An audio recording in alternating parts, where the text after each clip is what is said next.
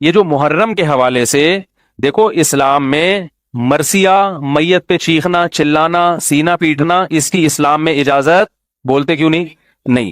صحیح بخاری صحیح مسلم کی حدیث ہے، آپ صلی اللہ علیہ وسلم نے نوحہ کرنے والوں پر لعنت فرمائی ہے۔ نوحہ کسے کہتے ہیں؟ ہائے چلے گئے، ہائے یہ ہو گیا، ہائے ہو گیا، ہائے، یہ اس کو کیا کہتے ہیں؟ نوحہ۔ اور اہل بیت پہ بھی نوحہ کرنا اسی طرح حرام ہے جیسے کسی عام شخص پر۔ حضرت جعفر طیار رضی اللہ تعالیٰ عنہ اہل بیت میں تھے یا نہیں تھے؟ یقیناً تھے۔ جب شہید ہوئے ہیں تو آپ کی 4 بیویاں بیک وقت بیوہ ہوئی ہیں۔ اہل بیت سے محبت میں یہ بھی ہے، جب آپ مریں تو کتنی بیویاں بیوہ ہونی چاہیے؟ 4۔ یہ اہل بیت کی محبت کا ایک یہ بھی انداز ہے، ان کی 4 شادیاں ہوتی تھیں اہل بیت کی، ٹھیک ہے نا؟ تو حضرت جعفر طیار جب شہید ہوئے ہیں تو کتنی بیویاں بیوہ ہوئی ہیں؟ 4۔ ان کے چیخنے کی، رونے کی آواز آئی، نبی صلی اللہ علیہ وسلم نے اتنی سخت وعید فرمائی۔ پہلے فرمایا کہ آرام سے، جب باز نہیں آئے تو فرمایا ان کے منہ پہ کیا پھینکو؟ خاک پھینکو جا کے۔ حالانکہ وہ جعفر طیار کیا تھے؟ نبی کے سگے چچا کے بیٹے، اہل بیت میں سے تھے، بڑے فضائل ہیں ان کے، اور جوان شہید ہوئے ہیں۔ تو یاد رکھو، ہم حضرت حسین اور حضرت حسن سے محبت اپنے ایمان کا جز سمجھتے ہیں، مگر ان سے محبت کا اظہار اس طریقے سے کریں گے جس طرح سے محمد صلی اللہ علیہ وسلم نے بتایا اور جس طرح اہل بیت کی سیرت ہے۔ سمجھ رہے ہیں بات کو کہ نہیں سمجھ رہے؟ تو محرم میں مرثیے لگانا، ہائے ہوئے، چیخنا چلانا، یہ ہمارا مذہب نہیں ہے، اس سے ایوائڈ کریں۔ رکشے والوں نے بھی وہ مرثیے لگائے ہوئے ہوتے ہیں، بس والوں نے بھی لگائے ہوئے ہوتے ہیں، ہر جگہ لگے ہوئے ہیں۔ بہت افسوس کی بات ہے، مسلمان کو اس سے اجتناب کرنا چاہیے۔ رہا مسئلہ شیعہ حضرات کا، تو بھائی ان کا مسلک ہے، ان کو کرنے دیں، ان سے نہ الجھیں، بحث کسی سے کرنے کی ضرورت نہیں ہے۔ آپ نہ لگائیں رکشے میں، کوئی شیعہ ہے وہ لگا لے، بس ٹھیک ہے، وہ ان کا مذہب ہے۔ میں نے پچھلے سال بھی یہ بات کہی تھی کہ ان کو نہ چھیڑیں، تو کسی نے کہا مفتی صاحب اب تھوڑے سے ڈرپوک ہو گئے ہیں۔ مفتی صاحب کیا ہو گئے ہیں؟ یعنی ان کا مطلب تھا میں یہ کہوں کہ جو مرثیہ لگا رہا ہے جا کے اس کو گریبان سے پکڑو اور 2-3 مکے لگا کے بند کراؤ۔ تو یہ بہادری کی کیا ہے؟ وہ بہادری جو افورڈ کر سکو نا، وہ اچھی ہوتی ہے ٹھیک ہے نا؟ باتیں بہادری کی کرنا بہت آسان ہے، اور پریکٹیکلی جب کسی کام کو کیا جاتا ہے تو اس کو دیکھ کے فیصلہ کرنا بہت مشکل ہے۔ ملک ہمارا بدامنی کا متحمل بولو بھائی نہیں ہے۔ ماضی قریب میں دیکھو، شیعہ سنی لڑائیوں سے کسی کو فائدہ نہیں ہوا، دونوں طبقوں کو کیا ہوا ہے؟ نقصان ہوا ہے۔ کتنے علماء شہید ہو گئے، بڑے بڑے ہمارے بزرگان دین، حاصل کچھ بھی نہیں نکلا۔ ان کے لوگ بھی قتل، ہمارے بھی قتل، نتیجہ وہیں کا وہیں ہے۔ تو ڈنڈا چلانا یہ اتھارٹی کس کے پاس ہے؟ پولیس کے پاس ہے، فوج کے پاس ہے۔ پبلک کے پاس ڈنڈے کی اتھارٹی بولو نا بھائی نہیں ہے۔ ہم اپنا نظریہ اعتدال کے ساتھ بیان کر سکتے ہیں، کسی کو گن پوائنٹ پہ ہم چینج نہیں کر سکتے، لیکن میں یہ کہہ رہا ہوں کہ آپ اپنے بارے میں یہ فیصلہ کرو کہ ہم سنی ہیں یا شیعہ ہیں۔ شیعہ میں بھی جو سمجھدار قسم کے تھوڑے سے ہیں نا، وہ بھی اس چیز کو نہیں مانتے، یہ ماتم شاتم اور یہ وہ بھی نہیں مانتے۔ ایران میں نہیں ہوتا یہ، اس طرح کے روڈ پہ جلسے نہیں ہوتے ایران میں اس طرح کے ماتم کے۔ تو ہم اپنے مسلک کو تو ڈیفائن کریں گے نا بھائی، ہم اہل سنت۔ سوال پیدا ہوتا ہے اسلام میں تو فرقہ واریت نہیں ہے، تو یہ اہل سنت اور شیعہ کا کیا فرق آ گیا؟ بات یہ ہے کہ ہمارا یہ مسلک ہے، ہم قرآن و سنت کی وہ تشریح معتبر مانتے ہیں جس پہ صحابہ چلے، اور شیعہ حضرات صحابہ کو فالو نہیں کرتے۔ یہ بڑا اختلاف ہے ہمارا اور ان کا۔ اور صحابہ میں بھی ہم سب سے پہلے کس کو ترجیح دیتے ہیں؟ خلفائے راشدین کو۔ صحیح بخاری کی حدیث ہے، علیکم بسنتی و سنت الخلفاء الراشدین المہدیین، میری اور خلفائے راشدین کی سنت کو لازم پکڑو۔ ہم حضرت علی سے بھی محبت ایمان کا جز سمجھتے ہیں، ابو بکر، عمر، عثمان رضی اللہ عنہ سے بھی محبت کو ایمان کا حصہ سمجھتے ہیں، جبکہ شیعہ حضرات میں میجورٹی، سب کی بات نہیں کر رہا، میجورٹی صرف حضرت علی کو مانتی ہے، باقی صحابہ کو نہیں مانتی۔ حضرت ابو بکر، عمر، میجورٹی، سب کی بات نہیں کر رہا، بہت سے شیعہ مانتے بھی ہیں، یاد رکھو، سب کو ایک لاٹھی سے ہانکا مت کرو۔ تو باقی میں کبھی کبھار فیس بک پہ نا، میرے پیج پہ لوگ شیعہ کے جو ذاکرین ہیں ان کی اسپیچز شیئر کرتے ہیں، تو جب میں رات کو کبھی جیسے میرا دماغ چلنا شروع ہو گیا نا، تو پھر میں تھوڑی ادھر ادھر کی اسپیچز سنتا ہوں تاکہ میری سوچ دوسری طرف، تو وہ میں پھر جو بھی آ رہا ہے سن لیتا ہوں۔ کبھی کبھار جناب مولانا الیاس قادری صاحب کے بھی میں پروگرام دیکھتا ہوں کہ آج ان کا نیا کیا آیا ہے، یعنی سمجھ رہے ہیں نا، تو مختلف قسم کی چیزیں آئی ہوئی ہوتی ہیں، تو ایک اچھا سا محسوس سا ہوتا ہے، بس یار مزہ آیا، بس ٹھیک ہے نا تو اسی طرح وہ شیعہ لوگوں کی بھی، تو وہ عجیب عجیب پتہ نہیں کیا ان کی تقریریں ہوتی ہیں، عجیب سے اسٹائل ہوتے ہیں۔ تو میں جو شیعہ حضرات میں جو سمجھدار لوگ ہیں ان سے کہتا ہوں، دیکھو کہ آپ کو اپنے مذہبی رہنماؤں میں کوئی سمجھدار آدمی ملے تو اس کو فالو کرو۔ یہ کیا کن لوگوں کی تقریریں آپ سن رہے ہو؟ فیس بک پہ جو شیئرنگ ہو رہی ہے، جذبات سے ہٹ کے کبھی ان کی اسپیچز میں غور کیا کرو، یہ کیا باتیں کر رہے ہیں؟ یہ تو فضول، نہ روایتوں کا کوئی سر نہ کوئی پیر، ایسے من گھڑت قصے، یہ تو بیٹھ کے بناتے چلے جاؤ، پھینکتے چلے جاؤ۔ وہ ہمارے استاد تھے نا ایک وہ جو جن نے مجھے کہا نا یہ ہائیڈروجن ڈائی آکسائڈ لکھ کے لاؤ، یہ لکھ کے لاؤ، وہ لکھ کے لاؤ، انہی استاذ کی بات کر رہا ہوں. اللہ تعالیٰ اگر وہ زندہ ہیں تو ان کو عمر میں برکت دے، اگر دنیا سے جا چکے ہیں اللہ ان کی مغفرت، تو پتہ نہیں کہاں چلے گئے وہ. تو ان میں ایک خوبی یہ تھی کہ وہ تعریفیں اپنی بہت کرتے تھے. اچھے استاد سے، ٹیچر بھی اچھے تھے، لیکن ان میں ایک بات تھی کہ تعریفیں بہت کرتے تھے. تو جب پہلے دن انہوں نے اپنی تعریف کی، ہم نے سنی کہ بھائی ماشاءاللہ بہت اچھے استاد ہیں. اگلے دن آئے، بہت تعریفیں کی. جب ایک ہفتہ ہو گیا ہم نے کہا یہ تو کچھ زیادہ ہی ہو گیا، یہ تو ڈاکٹر عبد القدیر خان کو بھی انہوں نے پیچھے چھوڑ دیا ہے. تو پھر طلبہ تو کسی کو نہیں چھوڑتے، اسکولوں کے جو اسٹوڈنٹ ہیں نا بڑے ہوشیار ہوتے ہیں. پھر ہم نے دیکھا کہ ایک دن استاذ آئے ہیں اور اپنی تقریر کر رہے ہیں، تو ایک طالب علم کو ہم نے دیکھا ڈیسک کے نیچے یوں یوں کر رہا ہے. اس کو دیکھا دیکھی دوسروں نے بھی ایسا شروع کر دیا. میں نے کہا یہ کیا ہو رہا ہے؟ انہوں نے کہا یہ چھوڑ رہے ہیں، ہم لپیٹ رہے ہیں. جیسے وہ پتنگ کا مانجا لپیٹا جاتا ہے نا، بھائی پتنگ کا مانجا ایسے لپیٹتے ہیں نا. کہا یہ لمبی لمبی کیا کر رہے ہیں استاذ محترم؟ چھوڑ رہے ہیں. اور ہم کیا کر رہے ہیں؟ کہہ رہے ہیں ہم ایک ہفتہ ان کی تعریفیں سن سن کے تھک گئے ہیں، اب ہم نے لپیٹنے کا کام کہ یار یہ سنبھل نہیں رہی. تو وہ جو ذاکرین کی اسپیچز جو فیس بک پہ شیئر ہو رہی ہیں، ہو سکتا ہے ان میں کوئی سمجھدار بھی ہوتے ہوں جو ہم تک نہیں پہنچتے، لیکن جو آج کل جو اسپیچز ذاکرین کی آ رہی ہیں ان کو دیکھ کے مجھے یہی خیال آتا ہے کہ یار یہ چھوڑ رہا ہے اور آپ نے کیا کرنا ہے؟ لپیٹنا ہے. تو وہ جو سامنے بیٹھے ہوئے ہیں پتہ نہیں کیا کر رہے ہیں بیٹھ کے یار، وہ ایک نعرے اور نہ سر نہ پیر. تو مجھے حیرانگی ہوتی ہے یار، ان میں بھی کچھ پڑھے لکھے لوگ ہوتے ہوں گے، ان کو اشکال نہیں ہوتا کہ یہ کیا کر رہے ہو. ہم ممبر پہ کوئی تھوڑی سی ٹیڑھی میڑھی بات کر دینا، فوراً فیس بک یوٹیوب پہ عجیب عجیب کمنٹس آتے ہیں. اور اچھی بات ہے اگر ہم غلط بات کریں تو کمنٹس آنے چاہیے تاکہ ہمیں بھی تو کوئی سیدھا کرنے والا ہو. لیکن یہ پوری تقریر غلط ہو رہی ہے مگر اس کو پہ کوئی ان کو تنبیہ کرنے والا نہیں ہوتا. تو اس لیے ہمارا جو دین ہے، یاد رکھو اسلام میں اتنی اٹریکشن ہے کہ اسلام کو دنیا میں پھیلانے کے لیے تبلیغ کی بھی ضرورت نہیں ہے. موسٹلی جو غیر مسلم مسلمان ہوتے ہیں بغیر تبلیغ کے ہوتے ہیں. اللہ نے خود اسلام کو اتنا اٹریکٹیو بنایا ہے.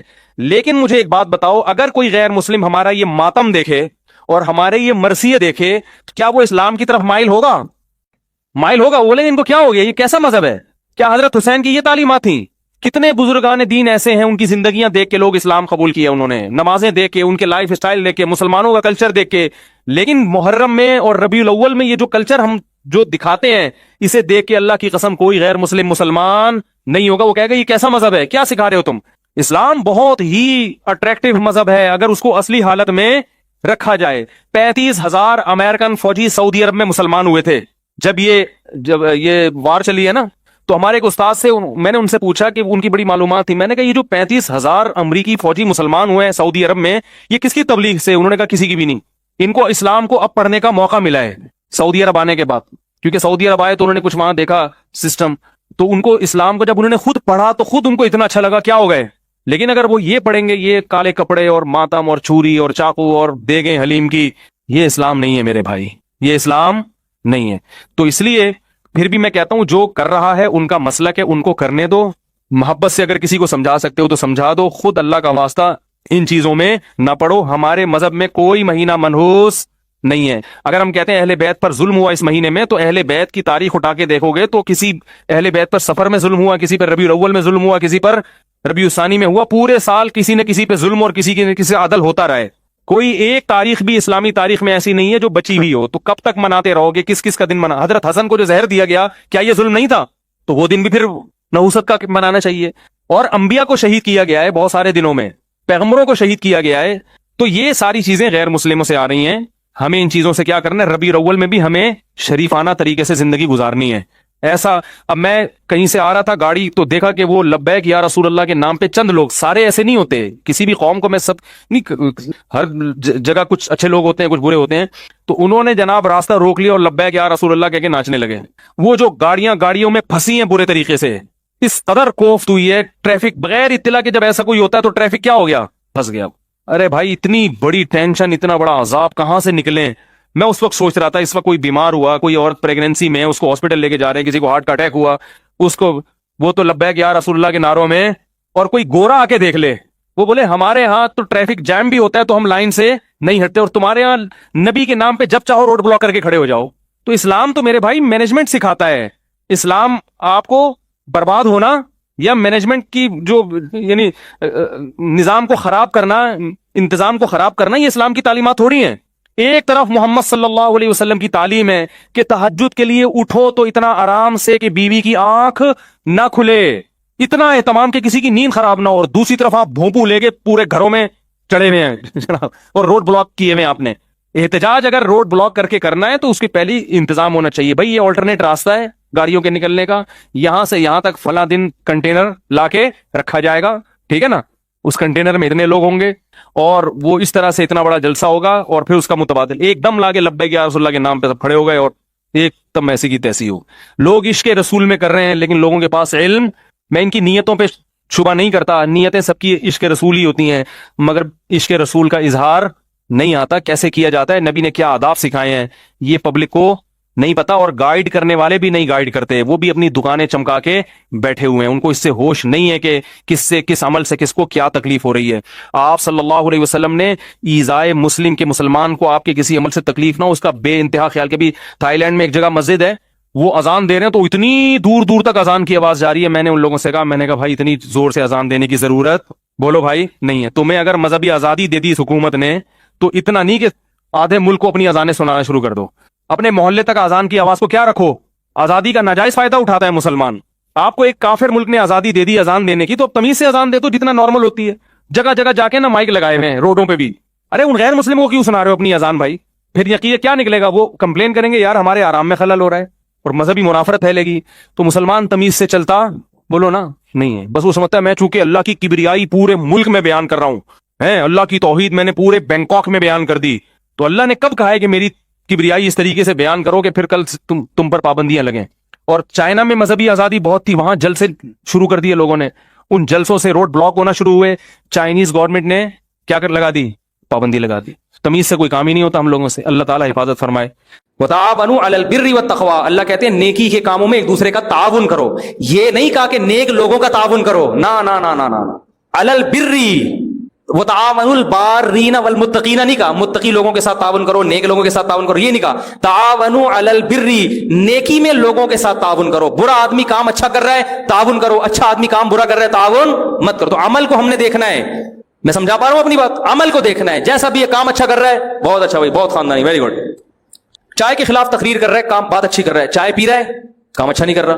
तो अब ये नहीं कि देखो चाय के खिलाफ तकरीर कर रहा है, मैं खुद चाय पी रहा है, आइंदा मैं इसकी तकरीर पर पाबंदी लगाऊंगा। आप बोलो चाय पी रहा है लेकिन कम से कम हमें पिला तो नहीं रहा ना। एक आदमी सोटा लगा रहा है, चर्स पी रहा है, बेटे को मना कर रहा है बेटा ये अच्छी चीज नहीं है, लोगों को मना कर रहा है मैं भुगता हुआ हूं अच्छी चीज नहीं है, तो आप अप्रिशिएट करोगे ना, बोलोगे ये बंदा खानदानी है, खुद बुराई कर रहा है लेकिन वो ही नहीं चाहता कि, वो चाहता है खैर फैले। एक लोमड़ी की दुम कट गई जंगल में, उसने तकरीर की, लोगों को आके समझाया, जानवरों को ना, अब लोग जानवर उसका मजाक उड़ाते थे, दुम कटी दुम कटी दुम कटी, बड़ी परेशान हुई, उसने लोगों को जमा किया, वहां जानवरों को, लोगों को नहीं जानवरों को जमा किया, तो जानवरों को जमा करके उसने तकरीर की, अपनी लोमड़ियों से भी खिताब किया और शेर गीदड़ से भी, बोलो मेरी बहन भाइयों खुदा की कसम दुम कटने के जो मजा है तुम्हें पता चल जाए, पैसे दे के दुम कटवाओ तुम। जब मेरी दुम थी इतनी टेंशन होती थी, जहां जाओ कभी किसी के नीचे दुम आ रही है, कभी अपने पांव के नीचे दुम आ रही है, कभी मैं भाग रही हूं तो कांटों में दुम फंस गई, टेंशन लेस जिंदगी गुजार रही हूं मैं। तो ये लोमड़ी जो है ये ज्यादा खैर ख्वाह है या वो लोमड़ी जिसकी दुम कट गई और वो लोगों को खिताब करके, वहां जानवरों को खिताब करके कह रही है देखो दुम ना कटवाना, मैं एक रोड के पास बैठी हुई थी, लेटी हुई थी, एक गाड़ी आई मेरी दुम के ऊपर से गुजर गई, तुम लोग ये हरकत ना करना, मेरी तो कट गई है, तुम लोग ना कटवाना, क्योंकि दुम के बड़े फायदे हैं, मक्खियां दुम ही से हटाई जाती हैं, क्या ख्याल है, और जानवरों की जीनत तो दुम से है ना, दुम कटे जानवर का तो कुर्बानी भी नहीं होती। तो ये वाली लोमड़ी अच्छी है ना, जो कह रही है चलो मेरे साथ जो हो गया, मैं अपनी कौम को इस बुराई में नहीं देखना चाहती। तो अगर एक आदमी में बुराई है लेकिन वो अपनी कौम को इस बुराई से बचा, वो कह रहे चलो मुझे लत पड़ गई इस गलत चीज, सुट्टे की लत पड़ गई, चरस की लत पड़ गई, हीरोइन की मुझे तो पड़ गई, लेकिन मेरी कौम के लोगों तुम ये लत ना पड़ने दो। तो ये चरसी खुदा की कसम बहुत अच्छा चरसी है, इस चरसी को अवार्ड मिलना चाहिए, क्या ख्याल है। लेकिन लोग क्या कहते हैं ना, ये क्यों खुद क्यों पी रहा है, जब दूसरों को मना कर रहा है खुद क्यों पी रहा है। तो वो हाँ, जो खुद भी ना पिए वो और अच्छा है। उलमा कहते हैं अगर आप किसी बुराई से नहीं बचते तो भी लोगों को रोक सकते हैं उससे। ये जो कुरान में आता है ना कि लिमा तक़ूलूना मा ला तफ़अलून, ऐसी बात क्यों कहते हो जिस पर खुद अमल नहीं करते, इस आयत का मतलब यह है कि ऐसी बात का दावा क्यों करते हो जिस पर अमल नहीं करते। यानी आप में एक नेकी है नहीं और आप दावे कर रहे हो, समझ रहे हैं, शो ये कर रहे हो कि मैं बहुत अच्छा हूं, हालांकि वो आप में नेकी है नहीं। ऐसे लोग मिलेंगे आपको मार्केट में, वो ऐसी चीजों के दावे करेंगे। इस आयत का शान नुज़ूल भी है, साहबा ने कहा जिहाद फर्ज क्यों नहीं होता, हम जब जिहाद फर्ज हुआ तो परेशान हुए बात साहबा, तो अल्लाह ने कहा ऐसी चीज का दावा क्यों करते हो जिस पर अमल नहीं हो सकता। तो बातें उतनी करो, बड़े बड़े दावे मत करो। दावा करना बुरा है कि एक चीज आप में है नहीं और लोगों में शो मारने के लिए, लेकिन अगर एक बुराई आप में है तो आप लोगों को उससे रोक सकते हैं, क्योंकि बहरहाल वो बुराई फैलेगी नहीं। आप अगर खुदा न ख्वास्ता एड्स के मरीज हैं तो आप ये ना चाहें कि दूसरों को भी एड्स लगे, उसको रोकेंगे, भाई मेरा झूठा ना पियो, मेरे साथ ज्यादा ईद मिलने की कोशिश मत करो, मेरे सांस से भी दूर रहो। तो ये अच्छी बात है, चलो आप बुराई में हो, दूसरे को तो बचा रहे हो ना बुराई से। डॉक्टर कितने सिगरेट पी रहे होते हैं, लोगों को मना करो भाई सिगरेट ना पियो। अब आपने डॉक्टर एक रख के चमाट लगाया, खुद क्यों पी रहा है मुझे मना कर रहा है, कहे ठीक है भाई पी ले, तू भी पी ले, जो खांसी मुझे है, जो टेंशन मुझे है, तुझे भी हो जाएगी वो। तो जो अच्छा काम कर रहा है उसको प्रोमोट करें, एप्रिशिएट करें, वेल डन, बहुत अच्छा भाई, अड़ो बच्चों जबरदस्त। आखिर में कान में जाके पूछ लें खुद भी पीते हो गया हाँ पीता हूं, चलो यार वैसे ना पियो, देखो जब दूसरों को रोक रहे हो तो खुद तो बचो ना, लेकिन मैं दुआ करता हूं अल्लाह छुड़वा दे। लोगों के सामने जलील ना करो उसको, यार चलो खुद भी बचा करो। देखो मौलवी साहब आपने उस दिन चाय के खिलाफ तकरीर की थी, खुद चाय पीते अच्छे नहीं लग रहे आप, ऐसा करोगे क्योंकि मैंने चाय छोड़ दी थी फिर कम वक्त शुरू हो गई है, ये लोगों ने शुरू करवाई है। 1 साल मैंने चाय छोड़ी है क्योंकि चाय अच्छी चीज नहीं है, फिर लोगों जहां जा रहे हो चाय, जहां केपीके में जाओ तो वो तो दुनिया छोड़ देंगे, वो चाय नहीं छोड़ते और पिलाना नहीं छोड़ते। फिर वो उनको मना करो तो फिर वो निस्वार, फिर वो उनको मना करो तो फिर लस्सी, वो फिर और भारी हो जाती है, तो मजबूरन फिर सुट्टे लगा फिर आदि बन गए। अब दोबारा कोशिश में लगे मैं छोड़ने की, तो आप एप्रिशिएट करो, सही है ना। तो जो सिगरेट पी रहा है लोगों को मना कर रहा है, बोलो ना पियो यार, तुम भी पी रहे हो, दूसरों को मना कर रहे हो, लोग बचेंगे नहीं इससे। तो लेकिन जलील ना करो उसको, अच्छा काम जो कर रहा है करने दो उसको। कश्मीर तो हुकूमत का भी यही जो असल बयान लेके चला था, हुकूमत भी जो अच्छे काम कर रही है उसको तमीज से करने दो, ठीक है ना, कीड़े ना निकालो उसमें। कश्मीर में मुसलमानों के साथ ज्यादती पर हम नमाज में कुनूत नाज़िला पढ़ सकते हैं, बिल्कुल पढ़नी चाहिए। मोदी का नाम लेके उस कमबख्त के लिए बद्दुआ करें नमाजों में। नए साल 1441 को सेलिब्रेट कर सकते हैं, क्योंकि सेलिब्रेट नहीं करें भाई, कश्मीर भाइयों के लिए दुआ करनी चाहिए। क्यों नहीं करनी चाहिए भाई? कुछ लोगों का कहना है कि इमाम को मुआवजा लेना जायज नहीं है, क्योंकि हुजूर सल्लल्लाहु अलैहि वसल्लम नमाज पढ़ाने का मुआवजा नहीं लेते थे, इमाम को चाहिए कि नमाज के अलावा काम करे। ये बड़ी डिटेल में मैं एक बयान रिकॉर्ड करवा चुका हूं, दोबारा रिकॉर्ड करवाऊंगा। इस पर पूरी उम्मत का इजमा है कि इमाम के लिए तनख्वाह लेना जायज है। नबी सल्लल्लाहु अलैहि वसल्लम के दौर में लोगों में दीन का इतना गलबा था, एक तो सारे नेक, अब तो आपको नमाज पढ़ाने की सलाहियत वाले कम लोग मिलेंगे। पहले तो जो भी आगे हो जाता था, अब थोड़ी ऐसा हो सकता है किसी को भी आगे कर दो। कल एक मस्जिद में नमाज पढ़ी, इतनी खूबसूरत मस्जिद, करोड़ों रुपए उस पर खर्च हुए, इमाम की तिलावत सुनी तो हमने कहा यार यानी जरा भी तजवीद नहीं है, जरा भी। मैंने कहा मस्जिद पे इतना पैसा खर्च कर दिया, तो इमाम कम से कम ऐसा तो लाते हैं ना जिसको कोई पढ़ना तो जानता हो। तो अब जाहिर है जो बासलाहियत आदमी जब आप रखेंगे तो 5 टाइम नमाजों के लिए उसको अपने आप को फारिग करना पड़ेगा। और पहले जमाने में लोग ख्याल किया करते थे इमामों का, आजकल पब्लिक ख्याल नहीं करती। ईद बकरीद पे भी मैंने देखा है अब लोग इमाम के घर में हदिया नहीं भेजते। हमारे बचपन में तो ईद के मैं क्या आप भेजना शुरू करते हैं। एक मिसाल दे रहा हूं कि पहले जमाने में हम देखते थे अपने बचपन में ईद के, भाई इमाम तो सबका है ना, तो ईद के दिन लोग कोई खीर बना के ला रहा है, कोई तो भाई इमाम साहब। अब तो वो भी खत्म, हर आदमी अपना अपना, मुझे मेरे घर ना भेजे, मैं नहीं खाता इतना, मैं मीठा वैसे नहीं खाता। तो एक मिसाल दे रहा हूं, वो भी खत्म। तो जाहिर है उसको तनख्वाह भी नहीं मिलेगी, तो वो फिर वो चोरियां करेगा या क्या करेगा वो? तो या तो कोई वही उंगली तोड़ने वाली बात है ऑल्टरनेट कुछ नहीं बता रहे, उंगली तोड़ रहे हैं कि उसको तनख्वाह ना लो, तो उंगली मत तोड़ें। फ्रेंड्स क्रिकेट क्लब नाम है, उसको वही रहने दें। बीवी के पास सोना हो तो क्या उसकी ज़कात दिया कर सकता है उसकी इजाजत से, और शौहर के पैसे किसको बिना बगैर दे सकते हैं? शौहर के पैसे किसी को भी उसकी इजाजत के बगैर नहीं दे सकते। आजकल खवातीन शौहर की पेंटों से पैसे निकाल लेती हैं। एक खातून को मैंने मना किया, नहीं, वो कह रही हमारे लिए तो कमा रहा है, ये हमारे ही तो है, ये तो हमारा हक है, ये जायज नहीं है। औरत शौहर के माल की, जैसे उसकी पैंट की मुहाफिज है ना, इस्त्री करके रखा हुआ है, कोई चोरी न करे, तो पैंट के अंदर जो है उसकी उससे ज्यादा हिफाजत करो। ये चोरी है, ये गलत है, नाजायज है। हाँ वो ऐसा कंजूस शौहर है कि आपका जरूरी नान नफका भी नहीं देता, खाने को ही नहीं दे रहा, फिर चोरी कर सकती हैं। कमबख्त दे ही नहीं रहा, बैठे हुए सुबह नाश्ते में भूखे, तो ऐसे कंजूस आदमी की पैंट से खातून पराठे के पैसे निकालें, अंडा पराठा मक्खन जो मुतबादिल नाश्ता है वो निकाल के बाकी पैसे वापस पैंट में डाल दिए। और अगर आपका ख्याल है कि 1 महीने तक नाश्ता नहीं देगा तो 1 महीने के रखें, अगर 1 साल तक नहीं देगा तो 1 साल तक फिर उसी से नाश्ता करें, आपके लिए हलाल है इंशाल्लाह। जायज है, जाहिर है, वो तो शौहर की जिम्मेदारी है ना नाश्ता कराना। कमबख्त नाश्ता भी नहीं करा रहा तो फिर तो अपना हक तो ले सकते हैं ना। अब खवातीन ऐसा ना हो पैंट की बेड़ा गर्क कर दें शौहरों की, अक्सर शौहर तो इतना तो खर्चा करते ही है भाई, कोई ये भी ना कर रहा हो तो फिर ले सकते हैं, ये हदीस से साबित। वैसे तो शोहरत हराम है, पर अगर शर्त हराम है, दोस्तों में जिससे मोहब्बत बढ़ती हो, नहीं शर्त लगाना हराम है, चाहे मोहब्बत बढ़े या नफरत। बंदा को ना जो वालिद हजरात अपने लड़कों के साथ अपने कारोबार में लगाते थे उनको उनका हक नहीं देते, अब बच्चे अपनी शर्म की वजह से उनका हक नहीं होता। भाई ये मसला मैं बाद में रिकॉर्ड करवाऊंगा, पहले भी कई दफा रिकॉर्ड करवा चुका हूं। अपनी ये क्या लिखा हुआ है, तस्वीर बनाने का क्या हुक्म है? मेटेड तस्वीर, डिजिटल तस्वीर का तो इख्तलाफ है, बहुत से उलमा इसको तस्वीर नहीं कहते, प्रिंट तस्वीर वो जायज नहीं है। जो तब बालिग हो चुके हैं शादी करना चाहते हैं, जबकि इनके साज़ और वालिदैन कहते हैं कि पहले अपनी पढ़ाई मुकम्मल कर लो, शादी से किसी का बाप नहीं आपको रोक सकता, बशर्ते कि अपने खर्चे पर कर रहे हो। सही है ना? आपके बाप को शादी से रोकने का राइट बोलो भाई नहीं, क्योंकि बॉडी की रिक्वायरमेंट है, ये आपका बेसिक बुनियादी इंसानी हुकूक में से है कि ना आपको कोई खाने से रोक सकता है, ना आपको कोई शादी से रोक सकता है, ना लड़की को ना लड़के को। किसी के आज तक कोई ऐसा बाप पैदा اللہ نے نہیں کیا. جو ہو رہے ہیں وہ پیدا تو ہوئے ہیں لیکن وہ ویسا بن نہیں رہے جیسا اللہ نے پیدا کیا تھا ان کو. سمجھ رہے ہو نا؟ تو باپ کو چاہیے اپنے حقوق اپنے دائرہ کار متعین کریں. میں بیٹے پر کہاں تک آرڈر چلا سکتا ہوں کہاں تک نہیں. 6 سالہ محمد ابو بکر ابن نعمان بہت بیمار ہیں, دل سے دعا اللہ شفا عطا فرمائے. سیوریج کے حوالے سے اہلیان علاقہ نمازی حضرات سب نماز کے بعد باہر جمع ہو جائیں. آئیں, یہ تو پہلے اعلان کرتے. بھائی یہ جو ہمارا نارتھ کراچی ہے بلکہ پورا کراچی یہ بھنگی خانہ بنا ہوا ہے. پتہ نہیں چل رہا اس کا ذمہ دار ہے کون, کس کے گھر کے باہر جا کے بیٹھیں, کہاں دھرنا دیں, ہے کون, وہ نکالو باہر. تو وزیر اعظم سے گزارش ہے صرف یہ بتا دیں کراچی میں یہ جو گٹر لائنیں ابل رہی ہیں, کچرا کنڈی جگہ جگہ اور غلاظتوں کے ڈھیر, ہر گھر میں بچے, میرے جتنے بچے ہیں ماشاءاللہ اللہ اور برکت دے ان میں, سب بیمار پڑے ہوئے ہیں اور ہر گھر کا یہی حال ہے. میں نے آج ڈاکٹر صاحب سے پوچھا, میں نے کہا ایک بچہ لیٹا پھر دوسرا پھر تیسرا پھر چوتھا, ماشاءاللہ اللہ نے 13 بچے مجھے دیے کیونکہ میں یہ فیملی پلاننگ کا قائل نہیں ہوں اور اس کی وجہ سے گھر میں رونق ہے, خوشیاں ہیں, گھر جاتے ہیں دل باغ باغ ہو جاتا ہے. ہاں 13 بچے ایک ہی عورت کے کھاتے میں ڈالو گے پھر وہ ٹینشن ہے بھائی. ایک ہی سائز کے 13 بچے تو ظاہر ہے وہ یہ آپشن بھی شریعت نے دیا ہے, مختلف سیکشن ہیں, ٹھیک ہے نا, کچھ وہاں ہیں کچھ وہاں ہیں کچھ وہاں ہیں. اور اگر کسی خاتون کے 13 ہو بھی جائیں تو وہ اکٹھے نہیں ہو جاتے, 13واں بہت بڑا ہو چکا ہوتا ہے جب 13واں پیدا ہوتا ہے, پہلا بہت بڑا ہو چکا ہوتا ہے. تو یہ اتنا بڑا مسئلہ نہیں جتنا فیملی پلاننگ والوں نے بنا دیا ہے. تو خدا کی قسم بچوں سے بہتر انٹرٹینمنٹ ہے نہیں, بچوں سے بڑی ڈپریشن کا علاج کوئی نہیں ہے.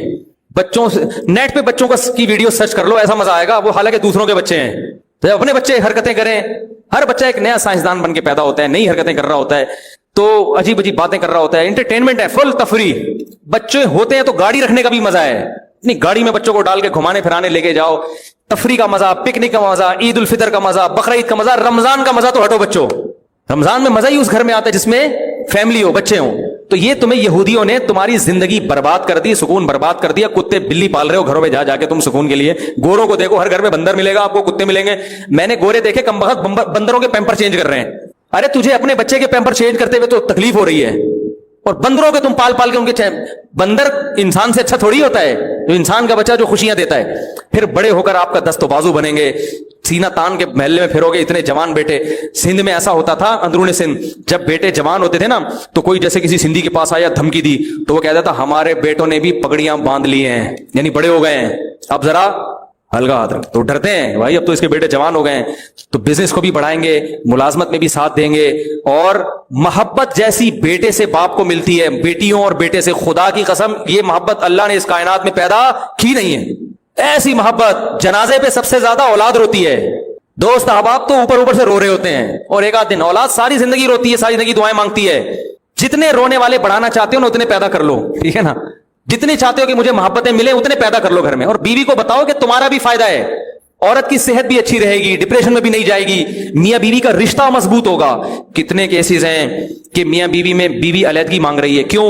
2 بچے تھے بڑے ہو گئے, 3 بچے تھے بڑے ہو گئے, ان کی شادیاں ہو گئیں. اللہ نہ کرے ایسا اکثر نہیں ہوتا لیکن بسا اوقات پھر عورت کا کہیں چکر بازی شروع ہو جاتی ہے. وہ اس کو شوہر کہتے ہیں اب کیا کرنا ہے میں نے, بعد بار شوہر کی چکر بازیاں شروع کہتے ہیں اس کو نکالو اپنی زندگی سے اس عورت کو. بچے ہوتے ہیں ایلفی کا کام دیتے ہیں, صحیح ہے نا بھائی. اتنے بچے چھوڑ کے کہاں علیحدہ ہوں گے ہم, ابھی منع کی ختنیں بھی نہیں ہوئی. بیگم تم ایسی باتیں کر رہی ہو بھائی, تمہیں وہ پڑوسی اچھا لگ رہا ہے, منع کی ختنیں تو کرا لو, وہ بھی منع کی خاطر آپ کے ساتھ اٹیچ رہے گی. یہ منع ہے, یہ میرا جگر کا ٹکڑا, اور یہ منع کے ابا. سبحان اللہ, کیسا بہترین خطاب آپ کو دیا میں نے, ٹھیک ہے نا. عورت آپ سے محبت شوہر ہونے کی وجہ سے اتنی نہیں کرتی, خدا کی قسم لکھ لو اس کو. عورت آپ سے محبت جو ٹوٹ کے کرتی ہے وہ اس لیے کہ آپ اس کے بچوں کے باپ ہو, کیونکہ عورت کے لیے اپنے بچے سے زیادہ محبوب چیز اللہ نے اس کائنات میں پیدا کی نہیں ہے. جانوروں میں دیکھ لو نا یار, بلی کیسا لڑتی ہے اپنے بچوں کے لیے. بچے پیدا ہو جاتے ہیں نا, وہ بلی کا بی پی ہر وقت ہائی رہتا ہے, ہر وقت نہیں بیٹھی رہے گی, کوئی بچوں کو چھیڑ تو نہیں رہا کوئی. تو انسان تو انسان ہے, وہ تو اس سے زیادہ محبت کرتا ہے. وہ 2-3 بچوں کے بعد بیگم کو فارغ کر دیا تمام دنیا کے تمام کاموں سے. اب وہ واٹس ایپ پہ لگی ہوئی ہیں, فیس بک پہ مختلف آئیڈیاں. تو ایک دن آ گیا, کوئی زیادہ اچھی مونچھیں تھی اس کی, اتفاق سے وہ زندگی میں آ گیا, ادھر کو نکلنی ہو, ٹھیک ہے نا. سب نہیں ایسا کرتی, کچھ کی بات کر رہا ہوں, لیکن وہ بھی تو غلط ہے نا. کچھ لوگوں بھی سے برائی سے بچانا ہے, اور بعض اگر کچھ کام نہیں ہوتا تو پھٹے بازی. تو عورت کی گود میں بچہ ہوتا ہے, خود بھی خوش رہے گی اور آپ کو بھی خوش رکھے, اور اس کی نیچر ہے, یہ بوجھ نہیں ہے. اولاد نعمت ہے. اگر اولاد پینلٹی ہوتی تو اللہ یہ تھوڑی کہتا یہب لمن یشاء اناثا, جس کو چاہتا ہوں بیٹے گفٹ, بیٹیاں گفٹ کرتا ہوں, جس کو چاہتا ہوں بیٹے گفٹ کرتا ہوں. گفٹ کا لفظ تھوڑی استعمال کرتا, ہبا گفٹ کو کہتے ہیں عربی میں. اللہ کہتے ہیں جس کو چاہتا ہوں عذاب میں بچوں کی لین لگا کے عذاب میں ڈال دیتا ہوں. اللہ کہتے ہیں गिफ्ट देता हूं, गिफ्ट तोहफा. बेटे से बेटी से बड़ा तोहफा अल्लाह ने इस कायनात में पैदा नहीं किया, औलाद से बड़ा तोहफा. ये जो आप लोग मेरे मुझसे अकीदत कर रहे हो, इतनी मोहब्बत कर रहे हो, मुफ्ती साहब बहुत अच्छे, वहां बड़ा जबरदस्त बयान किया, मैं चाहता हूं आपके हाथ चूमूं, आपके गले मिलूं. मुफ्ती साहब जब बीमार होते हैं तो कौन आएगा? औलाद रोती है पीछे. बुढ़ापे में आप लोग काम नहीं आओगे. मेरे औलाद है जिनसे हम उम्मीदें, जो नेक निकला, अगर अल्लाह ने करे खराब निकल आए तो इतने पैदा करो, इस पेड़ में बिगड़ने के लिए भी कुछ रखो. ठीक है ना?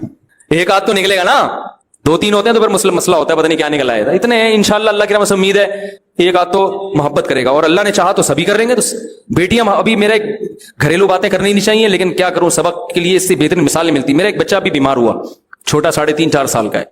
उसको बुखार हुआ, बेहोश हो गया बुखार में, दांत बंद हो गए, बहुत ही अटैक पड़े पहले उसको, बहुत डेंजरस कैफियत. सारे बहन भाई रो रहे थे, सौतेले भी सगे भी सब रो रहे हैं, सब मुसल्ले पे. इतने मेरा 8 साल का बच्चा मुसल्ले पे खड़ा होकर दुआ मांग रहा है.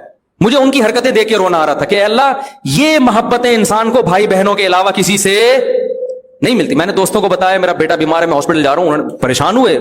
ये कैफियत थोड़ी बनती है.